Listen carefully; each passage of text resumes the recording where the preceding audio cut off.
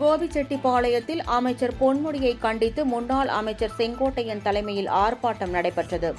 சில தினங்களுக்கு முன்பு நடைபெற்ற நிகழ்ச்சி ஒன்றில் கலந்து கொண்டு பேசிய அமைச்சர் பொன்முடி, இந்து மதத்தின் சைவ வைணவ சமயங்கள் குறித்தும் பெண்கள் குறித்தும் ஆபாசமாக விமர்சித்திருந்தார்.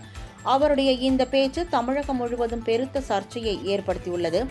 மேலும் இதனை கண்டித்து பல்வேறு அரசியல் கட்சி தலைவர்கள், இந்து அமைப்பினரும் அறிக்கைகள் வெளியிட்டும் போராட்டங்கள் நடத்தியும் வருகின்றனர். இந்த நிலையில் அமைச்சர் பொன்முடியின் ஆபாச பேச்சினை கண்டித்து கோபிச்செட்டிப்பாளையம் பேருந்து நிலையத்தில் அதிமுக சார்பில் ஆர்ப்பாட்டம் நடைபெற்றது.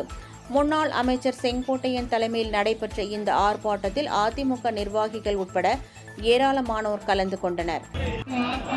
பெண்களை இழிவுபடுத்திய விடியா திமுக அரசின் அமைச்சர் பொன்முடியை கண்டித்து ஆர்ப்பாட்டம். ஆர்ப்பாட்டம் இது ஆர்ப்பாட்டம். பெண்களை இழிவுபடுத்திய விடியா திமுக அரசின் அமைச்சர் பொன்முடியை கண்டித்து ஆர்ப்பாட்டம். இதே கோரிக்கைகளை வலியுறுத்தி மயிலாடுதுறை கிட்டப்பா அங்காடி அருகே இந்து புரட்சி முன்னணியினர் ஆர்ப்பாட்டத்தில் ஈடுபட்டனர்.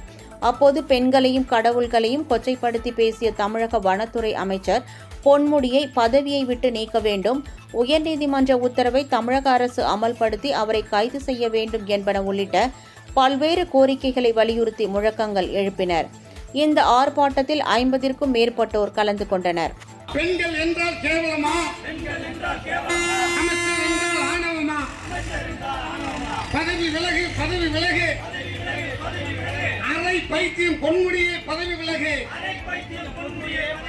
பதவி விலகு, பதவி விலகு.